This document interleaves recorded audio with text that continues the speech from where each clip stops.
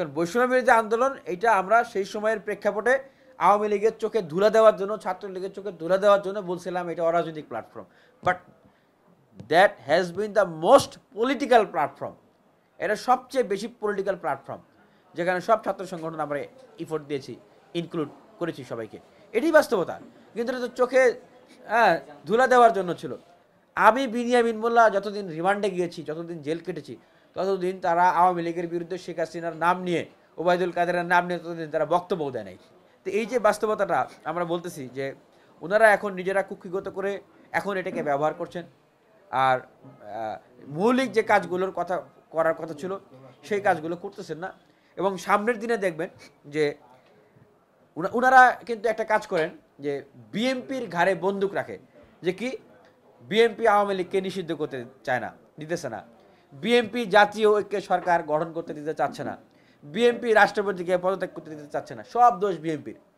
এখন কথা হলো ভাই, বিএনপি ছাড়া বাংলাদেশে আর কোনো কি রাজনৈতিক শক্তির গ্রহণযোগ্যতা, প্রয়োজনীয়তা বা কার্যক্রম নাই? তাহলে আপনারা কেন রাজনৈতিক দল করলেন? আপনারা কেন সরকারে আছেন? অন্য অন্য রাজনৈতিক শক্তি যারা আছে, যারা সংস্কার চায়, তাদেরকে কি সরকারে আহ্বান করছেন যে আপনারা আসেন, আমরা সবাই মিলে এই কাজগুলো করি? ডাকেন নাই তো। বিএনপির গায়ে বন্দুক রেখে, অন্যদেরকে দূরে রেখে আপনারা একটা রাজনৈতিক দল তৈরি করার জন্য নিজেদের বলয়টাকে এভাবে করে আপনারা এখন কাজে লাগাইছেন। দেখেন 21 জন উপদেষ্টা, 43টা মিনিস্ট্রি কিন্তু খালি। আপনারা এই প্রশ্নটা কেন করেন না যে 43টা মিনিস্ট্রি আপনারা কেন খালি রাখছেন? বাংলাদেশে 5ই আগস্টে যে গণ অভ্যুত্থান হয়েছে, এই যে দীর্ঘ লড়াই যাত্রা, এখানে কি আর কোনো তরুণ, আর কোনো প্রবীণ, তারা কি মানে দেশপ্রেমিক হিসেবে কি পরীক্ষায় পাশ করে নাই? আর কেউ কি জেল খাটে নাই? আর কেউ কি নেতৃত্ব দেয় নাই? আর কেউ নাই। বরঞ্চ এই উপদেষ্টাদের ভিতরেই যারা আছে 19 জন, আমি বিনিয়ামিন মোল্লা যতদিন রিমান্ডে গিয়েছি, যতদিন জেল কেটেছি, ততদিন তারা আওয়ামী লীগের বিরুদ্ধে শেখ হাসিনার নাম নিয়ে, ওবায়দুল কাদেরের নাম নিয়ে ততদিন তারা বক্তব্য দেয় নাই। তাহলে তারা যদি উপদেষ্টা হতে পারে, আমরা কেন পারবো না? আমি তো বলতেছি যে আমাকে মানে ওনারা তো ব্যর্থ।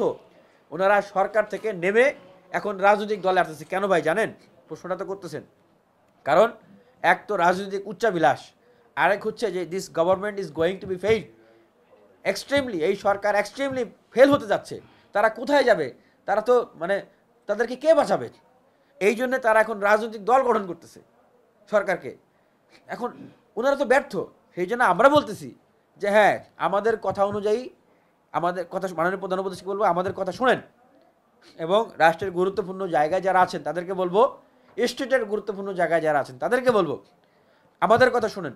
এইভাবে করে সরকারটাকে গঠন করেন, রাষ্ট্র সংস্কার হবে, রাষ্ট্রের গুণগত পরিবর্তন হবে, জাতীয় ঐক্য সরকার গঠন করতে হবে, জাতীয় ছাত্র কাউন্সিল গঠন করতে হবে, এবং এরপরে হবে ইলেকশন। আর না হলে এই যে ডিজাস্টার দেখতেছেন, এই ডিজাস্টার চলমান থাকবে।